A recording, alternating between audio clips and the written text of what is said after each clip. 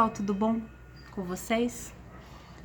Estou aqui hoje, vim falar da sequência a toda uma conversa sobre esse mundo fantástico do yoga e da meditação, bem como de todo esse acervo desse conhecimento ancestral que hoje pode ser acessado, né? Por conta muito aí desse nosso panorama. Nós estamos vivendo um momento ímpar na civilização, sobretudo ocidental, porque nós estamos travando contato com outras culturas, com outros conhecimentos. Então esse conhecimento que antes estava assim compartimentado, que estava assim espalhado e ao mesmo tempo localizado, ele veio à tona, está vindo à tona com todo esse aporte aí das mídias sociais, da internet, facilitando muito o acesso ao conhecimento. E claro, acesso a outras culturas, acesso aos instrumentais de autoconhecimento, de espiritualidade e de história mesmo e cultura geral de outras tradições e de outras sociedades. Temos o exemplo do yoga, do tai chi chuan, aikido, enfim, qualquer que seja o instrumental, nós estamos sempre com ele à disposição nesse mundo da contemporaneidade globalizada, né? E aí isso traz uma pergunta pra gente, né? Qual o sentido disso tudo? E obviamente a minha proposta é mergulhar um pouco mais profundamente no yoga, compartilhando com vocês parte daquilo que vem a ser uma experiência concreta, que trouxe e tem trazido cada vez mais para minha caminhada e para minha vida novidades dia após dia, mergulhos profundos em mim e nesse manancial maravilhoso que é o universo. O yoga tem se popularizado bastante no Ocidente e, na verdade, ele se popularizou muito a partir de uma entrada feita via Estados Unidos, né, numa profissionalização daquilo que vinha a ser uma prática que hoje lá é bastante disseminada, difundida, com tradições propriamente ditas, com escolas, né? E essa disseminação, esse espargimento do yoga no Ocidente via Estados Unidos também trouxe um movimento assim, de ponte para que aqui no Brasil a gente também empreendesse a esse mergulho aí no que significa essa senda de autoconhecimento integrativo. Então o yoga no Brasil ele tem crescido bastante nos últimos tempos. Basta a gente dar uma leve passeada aí nas redes sociais pra gente ver posturas, pra gente ver selfie, a pessoa se colocando ali num asana, né? Ou ali mostrando e compartilhando algum conhecimento que está relacionado aí a essa prática.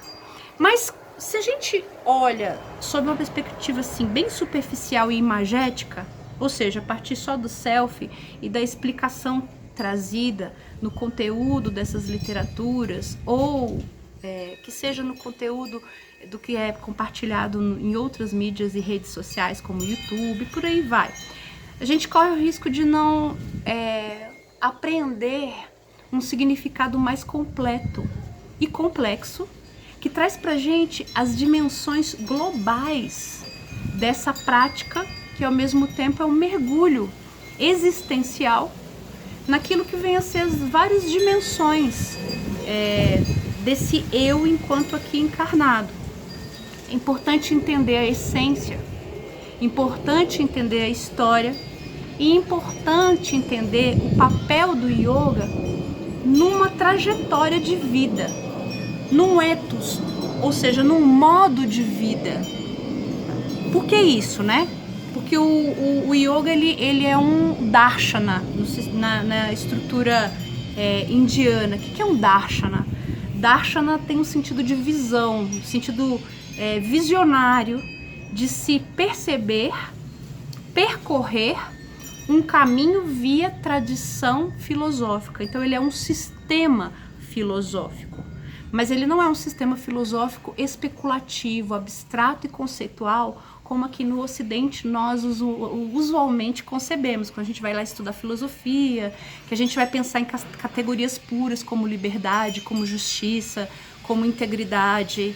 E aí a gente usa bastante o que para isso? A gente usa bastante o corpo mental. E esse corpo mental, ao contemplar o que vem a ser esses conceitos e gerar esses conceitos, ele sozinho, ele representa um método que ele é incompleto. Porque muito embora a gente especule, conceba, internalize, crie categorias abstratas e universalmente generalizáveis, ou seja, criar um conceito de justiça, um conceito de democracia, um conceito de moralidade, existe aí um complicadorzinho. Qual é?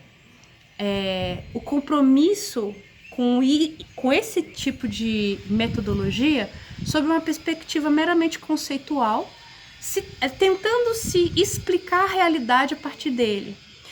A trajetória do yoga segue um contexto com um método completamente diferente. Em outros vídeos, a gente vai fazer essa contraposição entre uma chamada ciência ocidentalizada, que aos poucos vai saindo desse modelo determinista para se aproximar um pouco mais nos métodos intuitivos de acesso às informações e de mergulho nesse nosso manancial consciencial. Então, ele não é um sistema filosófico altamente abstrato e dissociado de um percurso empírico. O yoga, ele supõe envolvimento empírico e vivência integrativa de várias dimensões do eu. Uma integração entre o meu aspecto mental, minha dimensão mental, essa elaboração no campo abstrato, categórico, racional, uma dimensão emocional ou anímica, que diz respeito a todos esses aspectos de sensorialidade e reação sensorial ao ambiente, às manifestações, ou seja, uma assertividade, né? E uma assertividade refletida, ponderada, né? Uma percepção dessa sensorialidade, uma dimensão espiritual, não necessariamente religiosa, até mesmo porque o yoga traz muito desse elemento de contestação a uma ordem religiosa fortemente monopolizada pelos brahmanes, né, dentro de um sistema de castas na Índia. Então ele vem justamente romper esse acesso restrito à espiritualidade que era alojado nas mãos de determinadas categorias sociais presentes naquela coletividade. E por fim, ele compõe, ou dele se compõe um elemento físico. Então esses 4 elementos juntos, ao mesmo tempo, integrados, dão a dinâmica desse mergulho nesse darshana. Por isso que o yoga é um modo de vida, uma escolha dentro de uma dinâmica relacionada ao cumprimento daquilo que vem a ser o meu propósito nessa existência, o que se chama em sânscrito de dharma, né? Ou seja, aquela que vem vulgarmente conhecida como a minha missão, né? Só que missão aí não diz respeito a algo que eu já conheça previamente, ou seja, uma finalidade, um objetivo alcançável lá na frente. Missão está muito mais relacionada nesse sentido de dharma àquilo que vai se construindo e elaborando ao longo desse meu percurso de vivência, onde eu realizo os meus potenciais. Então é o potencial dentro aqui manifestado que vai se elaborando e elaborando o caminho. Então não dá para dizer essa finalidade qual vai ser. Por quê? Porque ela é a resultante desapegada da justaposição das minhas ações enquanto ser encarnado, que por sua vez dependem daquilo que a minha alma tem de potencial de realização em face do alinhamento com algo superior, do qual eu faço parte integrante. ao mesmo tempo no aqui e no agora, de maneira imanente. É um negócio bem quântico, imanente e transcendente. Transcendente porque uma realidade que se faz às vezes de desconhecida quando eu não tenho esse acesso direto pela empiria, pela experiência vívida. Mas também imanência quando dentro da experiência, quer seja do yoga ou experiência meditativa ou a prática de atividades relacionadas aí a essa integração de corpos ou pela alimentação, como por exemplo na medicina ayurvédica, eu consigo realizar. Porque aí eu vou, dentro de mim, esse potencial ele se plasma e ele se revela. Então esse é um ponto bem interessante em relação ao yoga, nesse primeiro momento.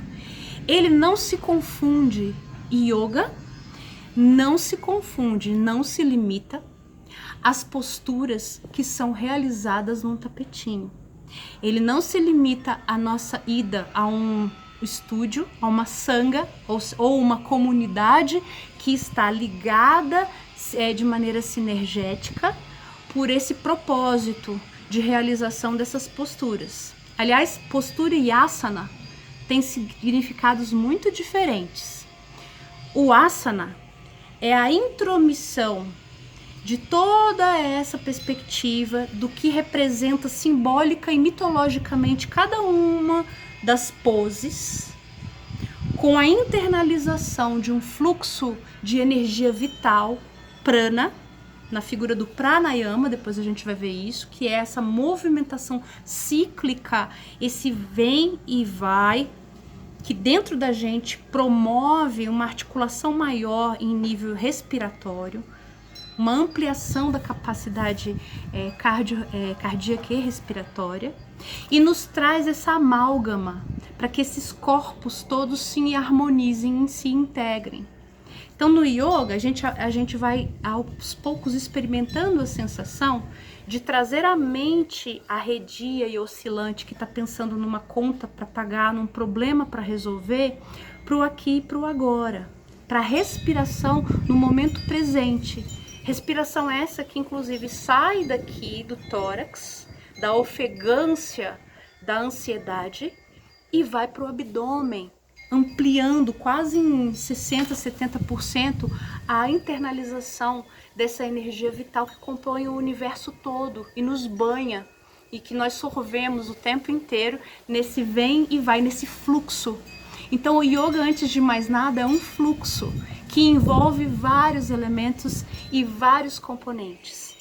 O asana é o assento confortável, ou seja, a disponibilidade corporal de se manter confortável para se realizar esse processo todo que desencadeia estados alterados de uma consciência que vai me ligar aí à compreensão dessa dinâmica do universo e do todo do qual eu faço parte. Então, quando a gente vê, por exemplo, isso é uma percepção minha, tá? Eu não tenho pretensão de deter nada de verdade, mas é uma leitura que eu faço em relação às questões ao redor.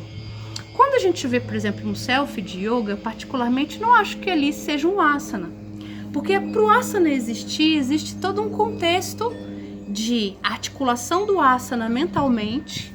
Em alguns dos anga, que a gente chama de anga, são membros do yoga, né?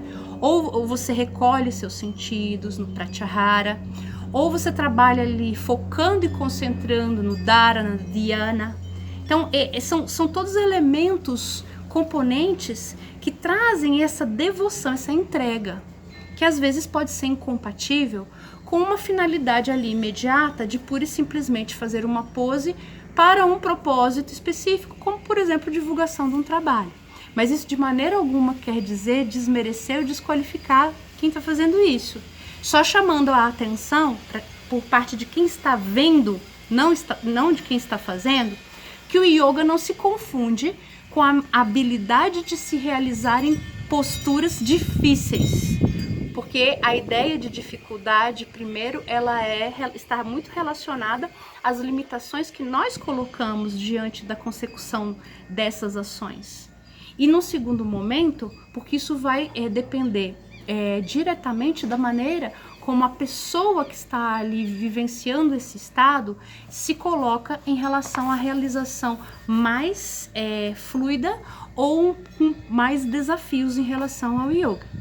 Então, com esse início aí, eu espero ter justamente trazido alguns elementos, né, fechando aí nossa pequena conversa, alguns elementos em torno de alguns mitos que se fazem em torno do yoga. O yoga não é uma prática física, funcional e física, automática e mecânica. Não. Ele não se confunde com a postura. Ele compõe um acervo, um percurso, um processo fluido de integração de várias camadas do eu, e que o caminho é o próprio propósito, que é um propósito de cumprimento da minha missão, do meu dharma nessa existência. Nossa próxima conversa a gente vai mergulhar um pouco mais nesses aspectos mais históricos do yoga, e aos pouquinhos a gente vai conversando, trazendo alguns elementos de como o yoga, na minha vida pessoal, ele viabilizou e viabiliza tantas mudanças que não se acabam nunca. Um beijo grande para vocês, até a próxima.